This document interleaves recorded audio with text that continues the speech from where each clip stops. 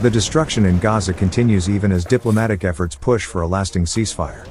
In southern Gaza, the Israeli military is carrying out demolitions in areas under its control south of Khan Younis. Homes and structures are being flattened in a region that has already witnessed some of the most intense fighting and displacement of the war. The demolitions are taking place amid an increasingly fragile ceasefire framework, with Israel maintaining military positions and Palestinians facing uncertainty over whether they will ever be able to return to areas from which they were displaced. Bulldozers moving through the ruins, buildings reduced to rubble, and entire stretches of land being cleared. This is southern Gaza, an area south of Khan Younis where the Israeli military continues demolitions in territory under its control. The latest destruction comes after years of war has already transformed Khan Younis and surrounding areas.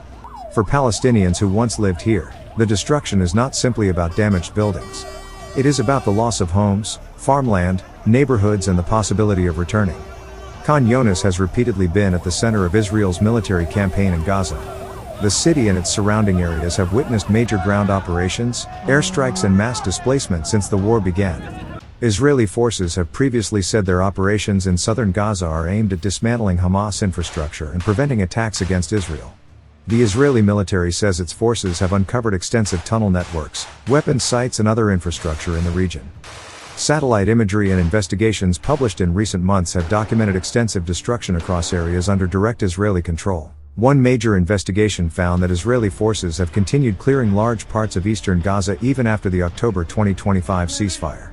The analysis identified demolished homes, flattened agricultural areas and the construction or expansion of military roads and positions. Some of the most extensive destruction has been documented in Khan Younis Governorate. In places such as Huzaa, once home to thousands of Palestinians, entire communities have effectively disappeared. Satellite imagery showed Israeli bulldozers returning to previously devastated areas, clearing rubble and creating new corridors and roads. And now, demolition activity is once again being reported in areas south of Khan Younis. The Israeli military has established areas of control inside Gaza, separated from Palestinian populated areas by what has become known as the Yellow Line. That line was supposed to mark a military boundary under the ceasefire framework.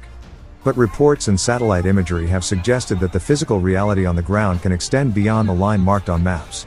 In some areas, demolition and land clearing have progressively pushed deeper into Gaza. And that has created a new reality for displaced Palestinians. Millions have been forced from their homes during the conflict. Many have moved repeatedly, from neighborhoods to shelters, from shelters to tents, and from one supposedly safe zone to another. Southern Gaza, particularly the coastal Al-Mawasi area, has become one of the principal destinations for displaced people. But even there, families live with the fear that the areas around them could become the next front line. Israel argues that the destruction is driven by security considerations. The Israeli military has previously said demolitions are necessary to prevent Hamas and other armed groups from using buildings and terrain to launch attacks. The military has also argued that its forces are operating against what it describes as deeply entrenched Hamas infrastructure. According to the IDF, operations across southern Gaza uncovered extensive tunnel routes, missile sites, weapons storage facilities and other military infrastructure. Israel maintains that its actions are intended to protect Israeli civilians and troops and that its forces operate in accordance with international law. But Palestinian officials and rights groups have repeatedly challenged Israel's justification for the scale of destruction. They argue that demolishing homes and civilian structures on such a large scale risks permanently changing the demographic and physical character of Gaza.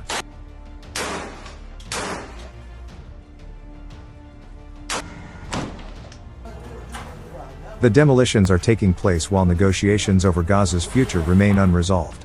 A US-backed ceasefire framework has called for an eventual Israeli withdrawal, Hamas disarmament and an international stabilization mechanism. But implementation has repeatedly run into obstacles. Israel continues to maintain military positions inside Gaza. Hamas remains an armed and political force. And Palestinians remain displaced across the enclave. Recent Israeli strikes have also demonstrated how fragile the ceasefire remains. On August 13, Israeli airstrikes in Gaza killed 2 Palestinians, according to reports. One strike in Khan Younis targeted 2 people on a motorcycle, with Israel saying it was targeting a Hamas commander preparing an attack. So, while diplomats discuss reconstruction and a political settlement, the reality on the ground remains very different. Land is still being cleared. Buildings are still being demolished. and military control remains a defining feature of large parts of Gaza. For Palestinians, perhaps the biggest fear is not simply that homes are being destroyed. It is that the destruction could become permanent. Israel, meanwhile, has insisted that its security concerns remain paramount. The destruction around Khan Younis also highlights the enormous challenge facing any future reconstruction effort. Before reconstruction can begin, access has to be established. Security arrangements have to be agreed. And, most importantly, displaced Palestinians need to know whether they will actually be allowed to return.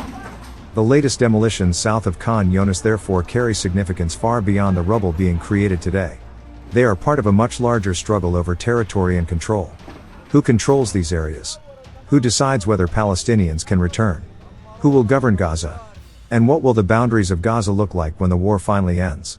These questions remain unanswered. And every demolition potentially changes the facts on the ground before those political questions are resolved. That is why the destruction in southern Gaza is being watched so closely. For Palestinians south of Khan Younis, the sound of demolition is another reminder that the war has not truly disappeared. Even when the airstrikes slow, the physical transformation of Gaza continues. And as bulldozers clear more buildings and land in areas under Israeli military control, the central question remains, will these areas eventually return to civilian life? Or will the destruction and military infrastructure create a new reality that lasts long after the fighting ends? For now, there are no clear answers. Only more rubble, and another chapter in Gaza's uncertain future.